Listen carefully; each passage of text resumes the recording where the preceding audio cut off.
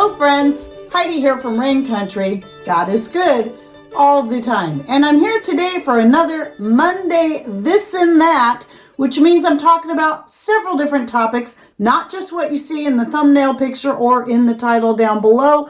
So let's get to the topics of today. And the first thing I want to talk about is salt. So I did a video a few years ago, I think it was, on the types of salt that I stock up and use, but I wanted to bring this up again as an important reminder to make sure that salt is something you are including in your food preparations. Now, my two favorites and most used are the pink Himalayan salt and the Redmond real salt. Now, I like the flavor best of the Redmond real salt, and I love the fact that it's mined here in the United States. I do find that for a lot of things, I prefer the Himalayan pink salt that I can get from Costco because it has the best price I've seen anywhere for the amount you get.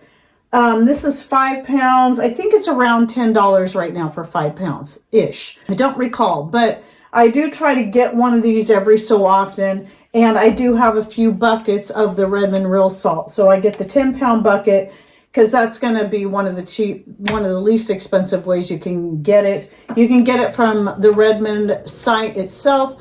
The last few times I bought it, I actually found I could get it a little less expensive by buying it through Amazon, but whatever works best for you as far as that goes. I know some people can buy it in even larger quantities and save even more money. And the great thing about salt is it does not require anything special to store it.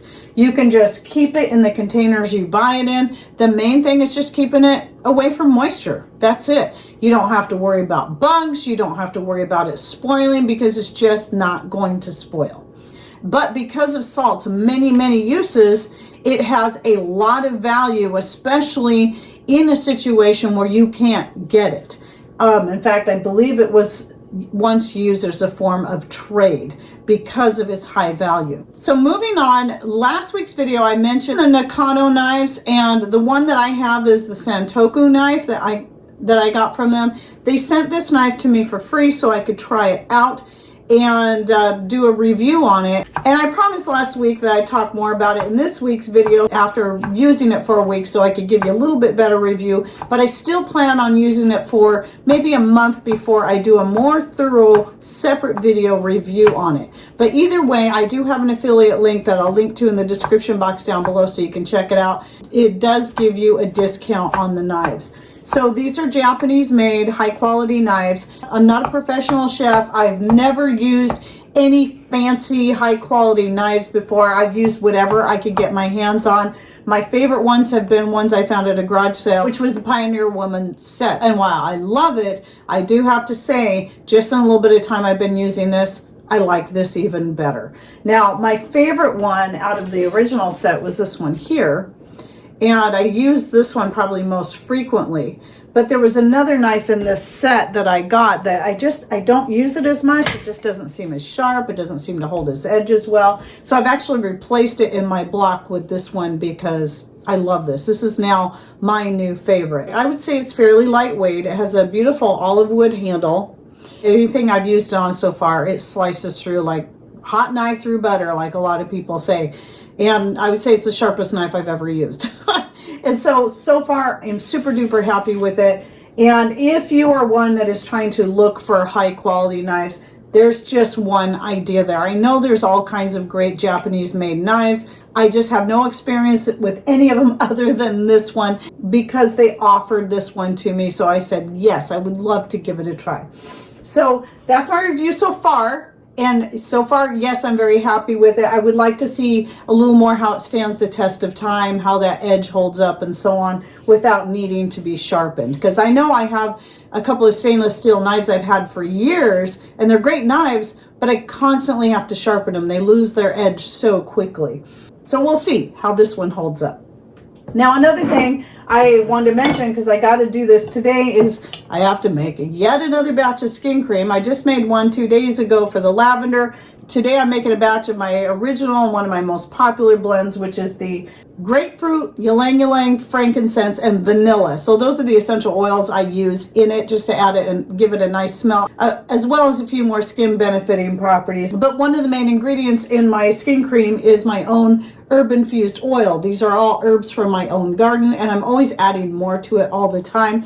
But I think I'm using up to like 10 different herbs in there from my garden, which includes plantain, comfrey, honeysuckle, rose, marshmallow, and more. And I have a video just on making the oil infusion for the skin cream, and I also have a video on the skin cream recipe itself, because the oil is just a part of it. So I also use beeswax, shea butter, and coconut oil in my mixture, and it is all I use on my face. It's all I've been using for years, and I love it. And I also use it anywhere else I need it. Any dry skin, any itchy patches, even on sores, whether it be from a splinter, a cut, a minor burn, anything like that. I use it on all of those. And I'm really happy with it. I have a local friend who's been buying it from me, and she used it to cure up blisters and many other things. In fact, her husband got attacked by a dog. He got his arm ripped open. The first thing they did was put Manuka honey on it, but as soon as it closed up, she started putting the skin cream on it to just really heal it up. And there's like hardly even a scar there. And I saw what it looked like when it was ripped open. So that was pretty amazing. And and I've had other people tell me similar stories. So anyway, if you'd like to learn how to make it yourself, I'll put the video links down below. Or if you'd like to try it yourself, first, I do sell it. I sell 4 different varieties. I have the 2 I mentioned, plus an unscented version with no essential oils added to it. And then I also have the rose geranium vanilla, and which is my second most popular blend there. So you can, if you're interested, just send me an email at raincountryhomestead@gmail.com, and I'll send you out a product and price list, which also tells you how to order, since I no longer have my Etsy store, which was another thing I wanted to bring up. I'm so glad I followed my gut on this and the other things I saw going on in Etsy and backed out of there with a Silicon Valley Bank and Etsy having their accounts there and then not being able to pay a lot of their store owners there. I'm so glad I got out of there when I did. But because of that, you may go back and watch some of my old videos. You'll see me, you might hear me mention my Etsy store or see a link to my Etsy store. While the store is still there, there's nothing in there because I pulled out of them, and now I just sell directly, totally cutting out the middleman, which means I actually get to keep more of the profits as a result. So that's been helpful. I don't get as many sales as I used to through Etsy, but at least I get to keep more of what I make by selling it more directly.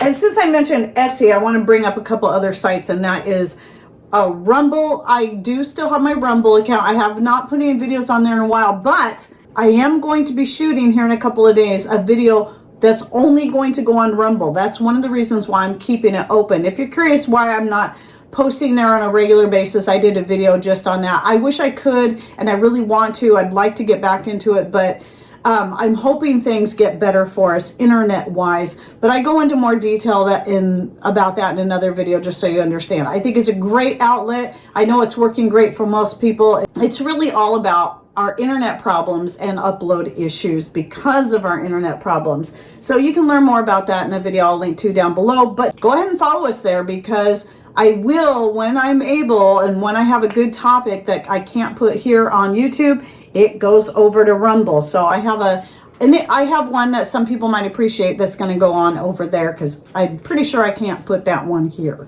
And then another place is Patreon. Patreon is, though we've had a Patreon since pretty much the very early days of starting my channel, everything there is free and open to anyone to view. And you do not have to have an account. I had somebody on a video that came out recently where I said, I have a link to my Patreon that goes directly to that link. You just open it up.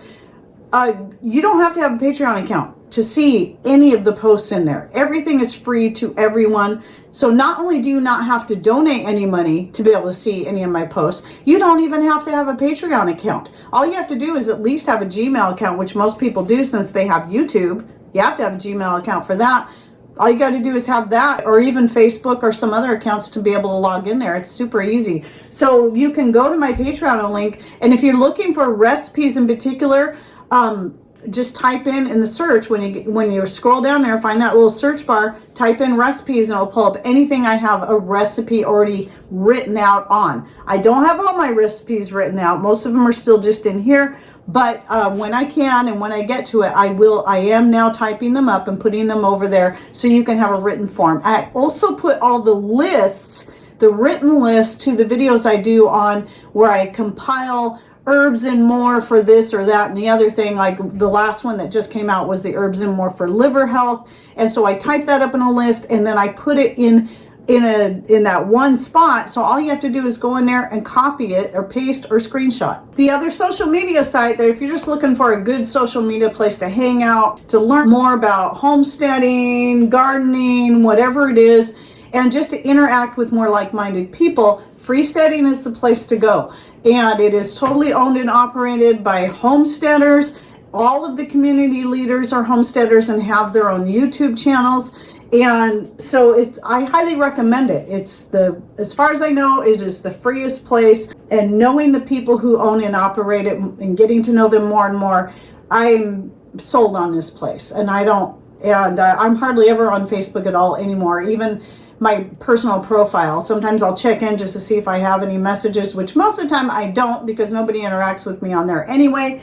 And as far as the Rain Country page, that's only there. I only keep it open so I can post important announcements. So you can follow me there. Just know I won't be in there interacting. I just don't have time for it, especially with the changes they made and where all pages now have to go through Meta. I hate it. So it makes it more complicated and frustrating, and besides, it's Facebook. Come on. And then the last thing I wanted to mention is a few more updates on the garden and how things are starting to come along. So my comfrey has been growing for a while, as it has my rhubarb. The comfrey in the front garden, though, it just keeps staying really short because the chickens love comfrey. It's really good for them. And so as long as they're still allowed to roam in that section of the garden, they just eat that comfrey right down, which is fine. Because once I go to put the potatoes in the ground here in about another week or so, then they'll be blocked off from that area, and then my comfrey can do whatever it wants, and there'll be plenty of it. So I don't care. They can eat as much of it fresh as they want, as long as it's coming in. And they're leaving my rhubarb alone. Usually I put like a little fence type thing around the rhubarb as it's coming in while the chickens are still roaming, but they haven't been tearing it up. So I just didn't bother. So pretty much right now it's just kind of working on getting things going and getting things ready for planting out, starting to work the soil as we're able amongst all the rain, and sometimes some soil you can't do anything with because it needs to dry out for several days before you can even till it. But I am planning on moving my tomatoes and peppers from the house into the greenhouse soon. The tomatoes in particular. The peppers can stay inside for quite a bit longer, but the tomatoes are really starting to overtake their little pots. Cannot believe how fast they're growing. I'll put a picture right here so you can see what they look like right now. I'm thinking what I'm going to do this year is take half of them, put them in the greenhouse after I get it well insulated around the area I'm going to be growing them, in case we get another hard freeze like happened to me last year, and then keep some of them inside. So in case that happens, at least I still have backups in case we get another freeze that kills my tomatoes. Like last year that happened, that thankfully it didn't kill them all off, and that was when I went and insulated and managed to save what was left and didn't get killed by the hard freeze. But it did kind of stunt everything for quite a while. My peppers, everything, just like my peppers stayed that tall for the longest time. I didn't think they were ever going to start growing again, but they did. So anyway, that's kind of where I'm at with that. And then there's other things coming, like valerian is one of the first herb that I see start coming back up out of the ground, and usually right behind that is the marshmallow. So I'm seeing a lot of little new growth coming up, and it's always exciting. And then one more thing I wanted to say before I forget. So I had a video that came out recently on the benefits of raspberry leaves, and I didn't think to say in that video when's the best time to harvest them. Whenever you're talking berry leaves, the best time to harvest them is before you start setting flowers and you got nice big pretty leaves on there. But you obviously don't want to over harvest, because your plant's going to need those leaves to gather the sunlight and more to feed the plant. So just harvest a little bit here and there as you go. So raspberry, strawberry, blackberry, any of that. So I'm guessing a lot of you are probably already seeing your raspberries starting to leaf out. So once those leaves get nice and full, start gathering them before those flowers come on. It's not that their leaves aren't any good later on. It's just, it's the best if you can get them before it starts to fruit. You're going to have much bigger, more healthy leaves at that time, because once it starts to fruit, most of the nutrients are then going into making the fruit itself and not so much into the leaves. All right, well, that's it for my this and that for the week. So don't forget to click on the box right down here. You'll see right below the screen. Just click anywhere on that box if you're on a computer, and you'll be able to see all the other links I'll be putting in there. If you're on a smart device, it should be the word more just right over here in this corner.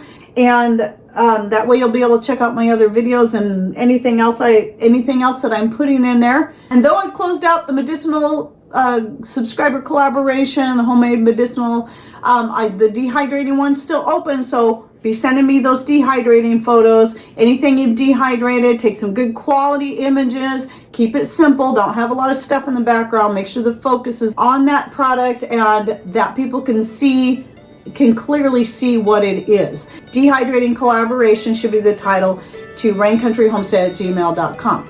All right, well, I hope you enjoyed this video. Thanks for watching. Take care and God bless.